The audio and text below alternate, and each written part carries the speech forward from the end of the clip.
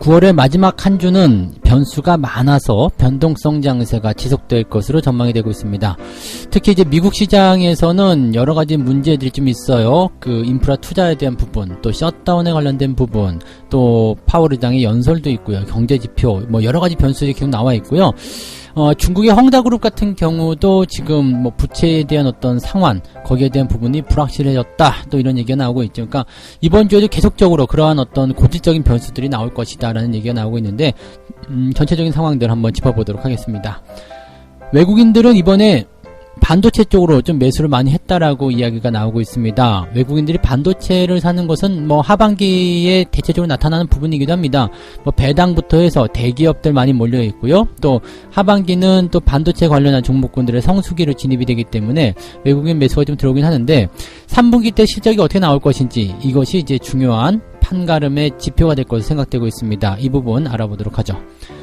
이번 주는 알짜 기업들의 IPO가 쏟아집니다. 일단은 중고차 거래를 하는 K카부터 시작해서요, 반도체 그리고 2차전지 소재 관련한 종목들까지 아주 뭐 주목해볼 만한 그런 기업들이 있는데, 그 중에 몇 가지 기업들 같이 좀 살펴보고요, 매매를 해도 될 것인지 여기에 대해서도 같이 좀 알아봐야 되겠습니다. 일단 IPO 기업들 같은 경우는 기업의 어떤 그 공개를 통해서 그 신규 상장을 하는 부분들이기 때문에 요즘에 이제 또 따상 가는 거 많이 있잖아요. 그러니까 그런 것들 우리가 한번 살펴봐야 되겠죠. 네, 이 모든 부분들 같이 살펴보면서 시작하도록 하죠.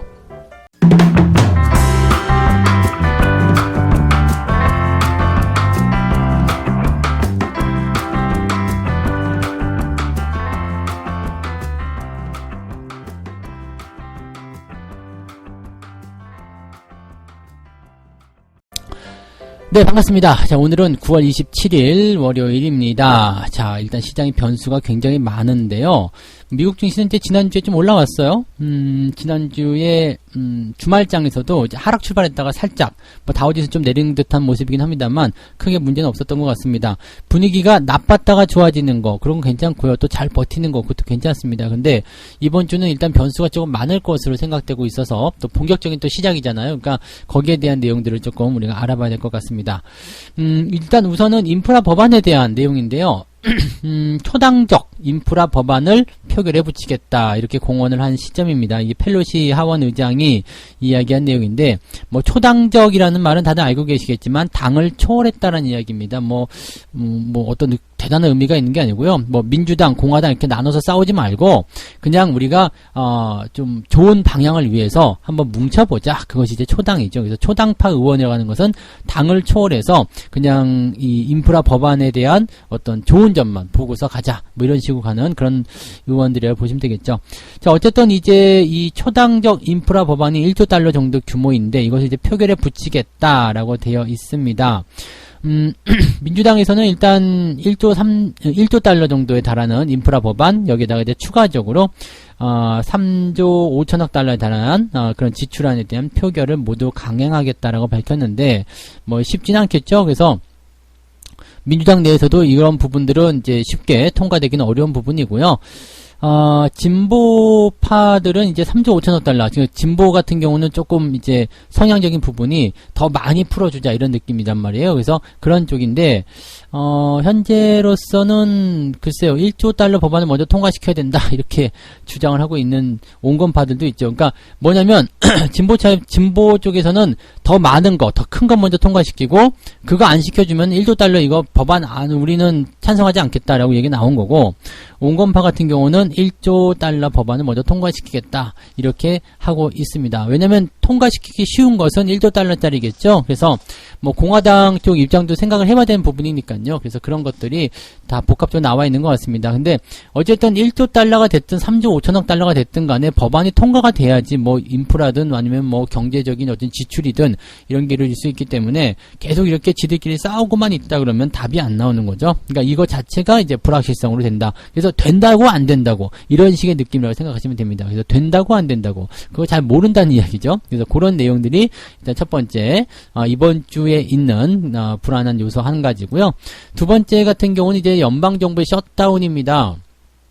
셧다운은 뭐냐면 이제 그 정부 기관들이 이제 일을 하지 않는 거예요. 네, 뭐 예산이 부족했다거나 아니면 특정한 어떤 사건들로 인해 가지고 문을 닫는 거, 그래서 셧다운이죠. 샷다 내린다 이런 얘기입니다. 샷다운? 네. 그렇게 생각하시면 되나요? 자, 어쨌든 셧다운인데 지금 하원에서는 이제 셧다운을 막기 위해서 당장 이제 필요한 부분들 있죠. 임시 예산안 그리고 부채 한도를 유예하는 방안을 통과시켰다. 그런데 상원에서는 지금 이게 통과가 안 되고 있어요. 하원, 상원 다 들어간 다음에 이제 이것이 진행이 돼야 되는데 공화당이 당연히 반대하겠죠. 네, 이 부채 한도를 유예하는 거나 이건 마음에 안 든다. 네. 그러니까 공화당 입장에서는 약간 좀 보수적으로 가는 거죠. 네, 근데 자기들이 만약에 정권을 잡았다라면 또 부채 한도 유예 쪽으로 많이 갔을 것 같다 생각이 좀 들어요. 근데 지금으로서는 이제 부채 한도 유예안을 뺄 경우에만 임시 예산안을 통과시켜 주겠다라는 얘기가 되는 거고요. 그러면 임시 예산안이 일단 표결이 돼야지 되거든요. 이게 표결이 돼야지만이 뭐 어떤 그 셧다운이 조금 풀리게 될 거고, 셧다운이 사라지면서 이제 연방정부가 다시 돌아가게 되고, 그렇게 뭐 정부가 정책적인 어떤 부분들을 수행을 해야 되잖아요. 그러니까 그런 내용인데, 이 셧다운 같은 경우는 뭐 잘 아시겠지만 과거에 트럼프 정부에서도 여러 번 있었습니다. 그래서 그런 내용들이 좀 이제 셧다운에 대한 어떤 부담감, 뭐 일단은 통과가 안 되면은 뭐 답이 없잖아요. 그러니까 정부가 일을 안 해버려. 뭐 소방수가 일을 안 해. 뭐 경찰서가 일을 안 해. 이렇게 되는 상황이 벌어지기 때문에 상당히 이런 문제감이 좀 생길 수 있겠죠. 근데 셧다운 같은 경우는 어찌 해서든지 간에 이제 통과가 되게 되어 있습니다. 근데 이 부채 한도 협상, 이 부분 같은 경우는 쉽지가 않을 것 같아요. 만약 금융시장이 약간 불안감을 조성할 수도 있다는 이야기죠. 그러니까 지금 보면은 이제 미국 재무부에서 자금이 고갈될 것 같아요. 이 부채 한도를 좀 상향하거나 유예를 좀 해줘야 될 것 같은데요, 라고 얘기를 하고 있는 상태라서 만약에 이제 부채 한도 상향이나 유예가 안 된다 그러면 난리가 나는 거죠. 그럼 미국이 디폴트 나온다 이런 얘기인데, 미국이 과연 디폴트가 되겠느냐, 사실 이 부분은 가능성이 없는 이야기겠죠. 그래서 미국의 신용 등급이 떨어질 수 있고 주가가 그에 따라서 하락할 수 있는 상황이 만들어질 수 있다라고 생각하시면 되는 거거든요. 자, 그러면 이 부분은 어떻게 봐야 되겠느냐? 부채 한도에 대한 것들도 어떻게 보면 이거는 그냥 통과가 될 것 같은 느낌이긴 한데, 그 과정 속에서 이제 변동성이 커질 수 있다는 얘기죠. 부채 한도를 상향하거나 유예하지 않는다, 미국이 디폴트가 일어난다, 이거는 사실 말이 안 되는 얘기잖아요. 그리고 그 많은 빚을 갚아야 되는데 그거 안 되죠. 부채 한도를 더 올려서 뭐 달러를 막 찍어내가지고 또 자금 조달해가지고 뭐 그걸로 갚고 뭐 이렇게 해야 되겠죠. 미국이 부채가 계속해서 늘어나더라도 괜찮은 이유는 달러가 기축통화이기 때문인 건 아시겠죠. 그래서 그런 부분들을 통해서 미국이 지금 달러의 지위를 계속 유지하려고 하고 있는 모습도 있는 거고요. 그래서 지금 미국의 디폴트 위협, 뭐 여기까지 갈 수가 없어요. 근데 지금 당장은 이제 양 당이 서로 이제 싸움을 하고 있기 때문에 좀 힘들다라는 부분이 좀 되는 거겠죠. 뭐 여기에다가 지금 중국의 헝다그룹 같은 경우는 이제 지난번에 한번 막긴 했어요. 근데 이번 주에 또 돌아오는, 이번 달 말까지 막아야 되는, 또 올해 안에 막아야 되는 그런 것들이 아직까지도 불확실성이 있기 때문에 이것도 역시 부담스럽다라는 것들. 그러니까 지금 시장에서는 뭔가 긍정적이고 좀 시원하다라는 느낌이 없고요. 조금 계속 답답하고 좀 뭐 계속 옥죄는 듯한 그러한 느낌들을 계속 주고 있단 말이죠. 이게 약간은 좀 부담스럽지 않나라고 판단될 수 있겠습니다. 그래서 투자자 입장에서는 에이씨 뭐야, 그럼 좀 관망해야 되나, 지금 투자하기 좀 애매한데, 이런 식의 투자 어떤 성향들이 나올 수 있다는 얘기가 되는 거겠죠. 여기다가 경제지표도 뭐 그렇게 썩 좋지가 않습니다. 지금 경제지표를 좀 보게 되시면 이번 주 핵심으로 있는 것이 이제 월요일날 27일 나오는 게 이제 내구재 주문이에요. 내구재 주문 같은 경우는 이제 전체적으로 좀 증가합니다. 이게 마이너스 0.1에서 0.7로 좀 증가세를 보이는데, 핵심 내구재 같은 경우는 오히려 좀 줄어듭니다. 그러니까 내구재 주문 같은 경우도 뭐 좋다 나쁘다를 좀 논하기는 어렵겠습니다만 전체적으로 늘어나는 것은 괜찮지만 핵심 내구재가 줄어들었다는 것은 약간 부담스러울 수 있다는 얘기가 되겠죠. 그 다음에 FOMC 의원들의 연설이 굉장히 많습니다. 월요일도 있고요, 화요일도 있고 수요일도 있고 막 엄청나게 많아요. 그래서 이 사람들이 무슨 말을 할 것인지도 약간씩의 어떤 부담감이 좀 될 수 있고요. 중요한 지표가 하나 있는 게 이제 수요일하고 이제 목요일 되겠죠. 수요일 날은 이제 주택 판매 관련한 부분입니다. 그래서 이 주택 판매 관련한 그런 내용들은 이거는 좋아졌다고 보여집니다. 마이너스 1.8에서 1.1로 개선이 될 것이다 라고 얘기가 되고 있는 거고요. 이 펜딩 하우스 세일이요. 이게 이제 미결주택 판매에 대한 내용이고요. 그 다음에 연준 의장의 연설이 이제 목요일날 아침에 있습니다. 이거 굉장히 중요하겠죠. 무슨 말을 할 것인지 둘러봐야 되고, 또 뭐 테이퍼링이라든지 이런 쪽에 대한 이야기, 어떤 힌트가 나올 수 있다는 얘기가 되겠습니다. 실업상 청구 건수는 이제 확실히 줄어들고 생각돼요. 목요일날 나오는데요. 실업성 청구 건수 확실히 줄어들 것이다. 그 다음에 최종 GDP 같은 경우도 6.6에서 6.7로 조금 상승할 것이다. 그러니까 경제지표 같은 경우는 목요일 같은 경우는 파월 의장이 나쁜 이야기만 안 하게 되면 긍정적인 효과가 나올 것이다 라고 볼 수가 있는 부분일 것 같습니다. 그 다음에 이제 금요일로 넘어가게 되면 이제 또 중요한 게 있어요. 네. ISM 제조업 지표, 그 다음에 가격 지표 뭐 이런 것들 나오고요. 개인 소득, 지출 이런 거 나오는데 개인 소득과 지출은 조금 애매합니다. 소득이 조금 줄었는데 지출은 조금 늘어나는 그런 상황으로 좀 되어 있고요. 제조업 지표도 비슷한 그런 상황인 것 같습니다. 뭐 59.9에서 59.6, 뭐 60.5에서 60.6 이 정도는 뭐 크게 변화는 없을 것 같아요. 그래서 금요일장은 또 이제 주말이기 때문에 뭐 큰 문제는 없을 것 같아서 이제 목요일 시장에 대한 관점이 이제 중요하겠죠. 그래서 목요일날 실업성 청구 건수하고 시카고 PMI 또는 이제 GDP, GDP하고 실업 청구가 제일 중요할 것 같고요. 파월 의장의 연설 이 부분이 이제 주말장에 우리한테 미치는 영향이 좀 있을 것이다 보시면 되겠죠. 또 이번 주말 같은 경우는요, 그 연휴가 또 있잖아요. 10월 2, 3, 4가 이제 대체 공휴일 지정이 되면서 연휴가 있어서 약간 주말장으로 가면서 조금 변동성이 좀 생길 수 있는 그런 구간 좀 있겠습니다. 근데 그렇다 하더라도 경제 지표가 좋아서 분위기가 좋아진다면 오히려 더 크게 상승하면서 마무리될 수도 있어요. 그러니까 그런 내용들까지도 우리가 살펴보시면 되겠습니다. 아무튼 변동성이 굉장히 많은 시기이긴 한데 월말이기도 하고요. 또 뭐 주 후반부로 가면서 이제 경제지표라든지 이런 것들이 긍정적으로 예상이 되고 있기 때문에 전강, 후강, 전약도 아닌 것 같은데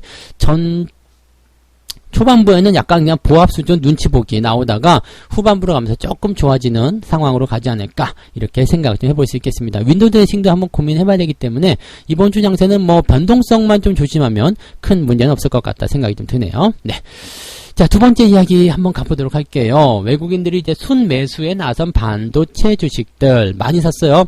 삼성전자, SK하이닉스. 그러다 보니까 신문기사에서도 아이고 그때 살걸 이런 얘기를 하는 신문기사도 나오던데 항상 이제 주가가 오르고 나면 그때 살걸이라는 그 기사 나오는데 별로 쓸데없는 기사들이죠. 네.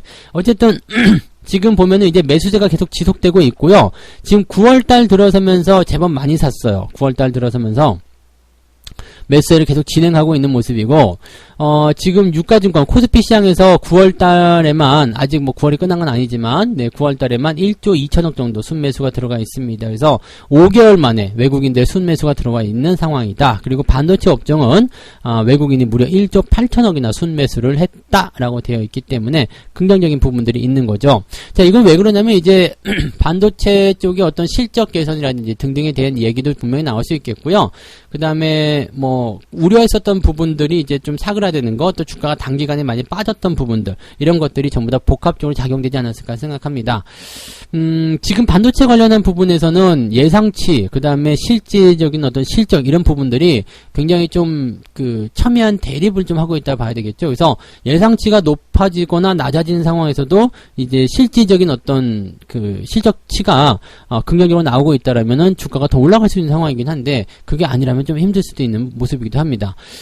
이게 그래프로 나와 있는 부분이 있는데요. 반도체 영업이익, 그러니까 이거 보면은 20년도, 그러니까 재작년이죠. 재작년도 후반부부터 나와 있는 부분인데 이게 예상치하고 실제 실적 전망치하고 그렇게 큰 움직임의 어떤 반대성이라든지 이런 것들 잘 안 나와요. 왜냐면 예상치가 떨어지게 되면 반도체 실질적인 실적도 좀 떨어지고 그 다음에 예상치가 올라가게 되면 실제 실적도 올라가고 이런 상황들인데 우리가 여기서 한 가지 생각해볼 만한 부분은 뭐냐면 시장을 분석하는 사람들 입장에서는 예상치가 즉 실적이 뭐 100억에서 200억으로 늘어났어. 200억이 300억 늘어났어. 계속 이렇게 상승세를 보이게 되면 예상치를 계속 키워줍니다.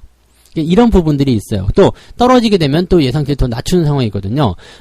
지금 약간 경계하고 있는 것은 뭐냐면 2021년도 그 22년도에 들어가는 부분에서는 이제 영업이익의 전망치가 점점 낮아진다라는 이야기거든요. 지금은 이제 올해 같은 경우는 횡보를 지속했는데 내년도에는 이제 이익 전망치가 하향으로 떨어지게 되면서 실질적으로 반도체 관련주들의 실적이 피크치를 찍었다라는 이야기를 하고 있는 건데요.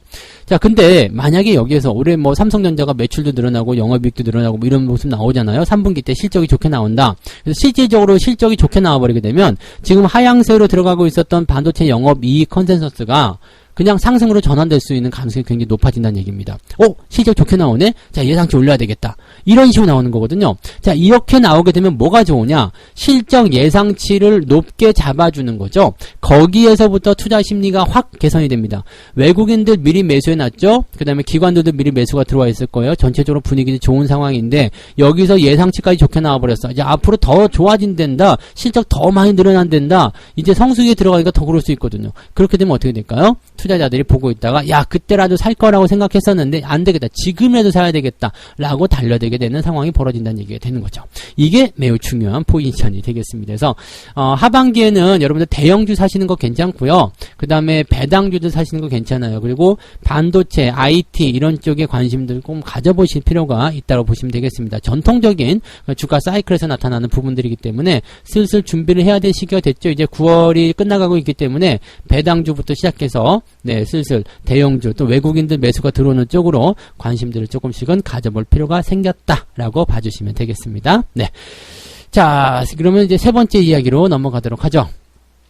이번 주에 알짜배기 기업 IPO, 즉 기업 공개, 신규 상장이 쏟아진다라는 이야기인데 지금 보면 이제 9월 27일 당장 오늘부터 시작해가지고요 28일, 30일 이렇게 되어 있습니다. 오늘 그 아스플로라는 기업이 이제 공모 청약에 들어가고요 원준의 공모 청약에 들어갑니다. 이 원준이라는 기업이 굉장히 네, 주목해볼 만한 기업이에요. 왜냐면 이제 반도체 소재 쪽 관련한 기업인데 조금 더 설명드리고요. 그 다음에 28일에는 이제 CU테크 원준이 이제 반도체가 아니라 저거죠. 2차전지 관련한 부분이고, 아스플로나 CU테크가 반도체 쪽이었던 것 같아요. 네, 그 다음에 케이카가 이제 30날, 공모를 하게 됩니다. 그래서, 27일, 28일, 30일까지 해가지고 아주 굵직한 종목들이 있어요. 이렇게, 시장을 대단하게 끌어당길 만한 그런, 시장을 선도할 만한 그런 기업들은 아니지만, 충분히 주목해볼 만한 그러한 기업들이다라고 봐주시면 될 것 같아요. 네, 그래서, 지금 이제 기업들의 어떤 부분들을 통해가지고, 우리가 지금 하나씩 좀 살펴볼 필요가 있겠는데, 일단 원준에 대해서 먼저 말씀을 드릴게요. 2차전지 양극재 열처리 기업입니다. 이 기업에 대한 기대감이 굉장히 높아져 있는데, 이 원준이 공모가를 희망 범위 상단을 초과시켜버렸어요. 그래서 지금 65,000원으로 공모 가격을 확정했습니다. 65,000원으로요. 그래서 참여 기관들이 다 6만원대 이상 금액을 제시하는 모습 좀 있었고요. 그 다음에 상장 예상 시가총액은 3,300억. 자, 근데 지금 이 2차전지 소재 관련한 부분들이 굉장히 긍정적이에요. 양극재 열처리니까 또 관련이 있다 해가지고 지금 주목을 받을 수밖에 없는 거거든요. 제가 그 기업 공개, 즉 신규 상장을 할 때 꼭 우리가 주목해 봐야 되는 것은 관련 업종이 지금 굉장히 좋은가 아닌가를 봐야 된다고 했죠. 현대중공업이 상장할 때도 마찬가지였어요. 업황이 그다지 좋지 않다. 분위기는 좋고 일단은 경쟁력도 굉장히 높고 그래서 그 신규로 들어갈 만한 부분이지만 상장 이후에 더 치고 올라갈 거에 대한 부분들은 부담스럽다라는 얘기 했단 말이에요. 그러니까 그 부분이 있습니다. 그러니까 이 원준에 대한 부분은 이제 업황 자체가 지금 굉장히 좋잖아요. 2차 전지 관련한 부분에서 그러면 이 공모 이후에 굉장히 상승세를 크게 만들어낼 가능성이 높다는 이야기죠. 또 NH투자증권의 대표 주관사가 되어 있기 때문에 농협증권 갖고 계신 분들은 그쪽으로 한번 이 공모 청약을 한번 밀어 넣어 보시는 것도 나쁘지 않을 것 같아요. 그래서 보통 이제 이런 부분들은 공모가 이후에 주가가 상승을 더 치고 들어갈 수 있는 상황이 있다라고 보실 수가 있겠죠. 네. 자, 그 다음에 또 한 가지를 보게 되면 케이카가 이제 27일하고 28일 날 이제 기관 투자자를 대상으로 해서 수요 예측을 하게 되는 거고요. 그 다음에 이제 30일하고 10월 1일 이틀간에 걸쳐서 이제 개인 투자 청약을 합니다. 이것도 역시 NH투자증권이고요. 희망 공모 가격이 이제 43,200원이 상단인데 아마 그 정도는 되지 않을까 생각됩니다. 그냥 상단으로 해서 공모 가격이 정해질 것 같고요.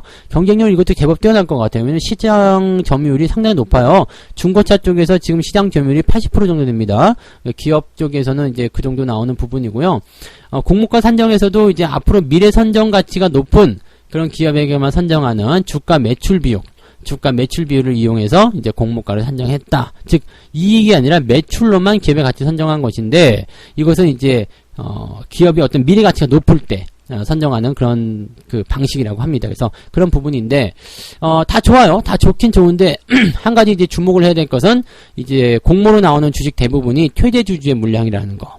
그러니까 퇴재주주의 물량이 거의 대부분이 나왔다가 90% 정도가 나왔다는 것은 이 부분은 공모로 일단은 돈을 벌러드리겠다는 얘기는 돈을 회수하겠다는 얘기예요. 투자금을 회수하고자 하는 입장에서 내 공모주를 내놓겠다라는 얘기 되는 거라서 요런 상태가 되면은 네 일단은 최저주주가 돈을 들고 네 나는 가겠다라고 되는 부분도 있어서 약간의 주의가 좀 필요할 수 있다는 것도 참고해 보실 필요 있겠습니다. 근데 그런 정도라고 하더라도 케이카라는 것은 상당히 이제 이 중고차 쪽에서 굉장히 입지를 좀 다져가고 있었던 바로 그런 기업이기 때문에 관심을 좀 가져볼 필요 있을 것 같아요. 자, 그 외에는 이제 반도체 관련한 부분에서 아스플로라는 기업이 있었고요. 그 다음에 CU테크도 삼성 디스플레이를 최대 고객사로 둔 스마트폰 부품 업체 이렇게 되어 있습니다. 두 기업들도 이제 주목을 좀 받고는 있는데 지금 보면 이제 아스플로 같은 경우가 이제 주목을 조금 더 받는 게 뭐냐면 국내 최초 반도체 가스 공급 부품 국산화에 성공했다라고 되어 있거든요. 그래서 요령 정도. 그러니까 지금 주목해 볼 만한 것은 원준이 가장 기대가 되는 부분이고요. 그 다음에 케이카 정도? 이거는 이제 기관 수요를 한번 살펴보고 보시면 되겠죠. 이게 수요 예측을 하는 것은 지금 케이카밖에 없기 때문에 케이카 같은 경우는 수요 예측을 살펴보고 나서 그 방향을 결정하시면 될 것 같고요. 그 다음에 소형 공모주들 같은 경우는 아스플로로가 지금 가장 주목을 해볼 만한 부분이긴 한데 소형 공모주들은 네, 쉽지는 않을 수도 있다라는 것을 참고해 보실 필요 있겠습니다. 지금 반도체 또는 이제 디스플레이, 스마트폰, 부품 다 업황 지금 괜찮아지고 있는 상황이기 때문에 나쁘지 않을 거예요. 그렇지만 네, 저쪽 배터리 쪽 관련해서 본다라면 그쪽에 비하면 아직은 조금 부담스럽죠. 그리고 긴가민가한 부분들이 많이 있기 때문에 이 부분에서는 약간 부담감은 좀 느끼실 겁니다. 그다음에 카카오페이 이런 기업들은 이제 공모 일정이 연기가 되어 있습니다. 그래서 11월 정도에 상장하지 않겠느냐라고 되어 있는 부분이니까 이 부분 참고하시고요. LG 에너지 솔루션 같은 경우는 내년으로 미뤄질 것 같아요. 그래서 그런 내용들이 있다는 거 참고하시면 되겠습니다. 자, 어쨌건 이제 신규 종목들 상장할 때 공모 청약 받아서 들어가시는 것은 요즘에는 나쁘지 않은 전략들입니다. 물량 많이 받진 못하겠지만 그래도 수익률 자체가 크게 나타나니까 긍정적이긴 한데 꼭 해드리고 싶은 말씀은 뭐냐면 상장 이후에 물량이 나오면 그 즉시 매도를 하시는 것, 그것이 가장 중요한 전략이라는 것도 꼭 여러분들 명심해서 생각해 주시면 되겠습니다. 신규 공모주를 하셔도 괜찮아요. 그리고 관심이 있거나 긍정적인 생각 있는 종목들은 사셔도 되는데 항상 변수에 주의하라는 것 말씀을 드려봅니다. 네. 자, 그렇게 해서 오늘 세 가지 이야기 말씀드렸습니다. 이번 주에는 아무래도 이제 변수가 좀 많을 것이다 라는 얘기들 해드릴 수 있었을 것 같고요. 변수가 많기 때문에 변동성이 좀 커질 수 있겠다 볼 수 있겠지만 주 초반부터 시작해서 주 후반까지 그렇게 아주 나쁜 이야기만 있는 건 아니라서 어느 정도의 기대감도 좀 가질 수 있지 않을까 생각해 봅니다. 자, 외국인들이 반도체 쪽으로 순매수에 나섰는데 나쁘지 않다고 생각해요. 하반기 들어서면서 실적, 그 다음에 배당 등등등 노리고 또 우량주, 대형주 이런 쪽 많이 노리기 때문에 이런 쪽에서 기대감이 좀 있겠고요. 반도체 예상 실적은 지금 계속 안 좋아지고 있습니다만 실제 실적이 좋아지는 상황이 벌어지게 되면 예상 실적은 다시 올라가게 되어 있다라고 봐주시면 되겠죠. 네. 자, 이번 주에는 알짜 기업들의 IPO가 쏟아지고 있는데 가장 주목해볼 만한 기업이 원준이라는 기업이고요. 그 다음은 케이카, 그 외에는 이제 소형주들인데 일단 어떤 종목을 이렇게 공모 청약을 받더라도 상장 이후에 변동성이 커지면 거기선 항상 주의가 필요하다 이렇게 보시면 되겠습니다. 책 한 꼭지 읽고 마무리하도록 하겠습니다. 투자자는 사색하여야 한다. 미친 군중과 컴퓨터로부터 멀리 떨어져 있어야 한다. 기계적인 프로그램 매매를 즐기는 자는 이윤을 낼 수도 있으며 잃을 수도 있다. 그러나 결국에는 파산할 수밖에 없을 것이다. 기계적인 매매, 그런 것들은 통하지 않는다는 얘기죠. 왜냐하면 시장은 살아서 움직인다. 사람들의 심리가 작용된다. 이렇게 되어 있기 때문에 항상 그런 부분들로 가서 대응하시면 되겠습니다. 또 한 가지 좋은 재밌는 글이 하나 더 있는데요. 경제나 증권 시장의 예측에는 쓸모가 없다. 차라리 점쟁이의 말을 믿는 것이 속편할 것이다. 그러니까 통계나 어떤 자료들을 가지고서 예측하는 것은 아무런 의미가 없다. 사람들의 심리, 그런 부분들이 가장 중요하다는 것을 의미합니다. 그래서 여러분들 마음이 어떻게 움직이고 있는지, 또 다른 사람들 마음이 어떻게 움직이는지를 잘 파악하시고 주식 투자하시면 훨씬 더 풍성한 수익을 올리실 수 있을 것 같습니다. 자, 오늘 여러분들 9월의 마지막 주간이니까요. 힘차게 한번 달려보고요. 네, 오늘 아침 9시 무료방송 진행됩니다. 놓치지 마시고요. 놓치지 않을 거예요. 네, 놓치지 마시고 아침 9시에 오셔서 저와 같이 또 이야기 풀어보시면 좋겠습니다. 자, 오늘은 여기까지 하고요. 조금 이따 뵐게요. 고맙습니다.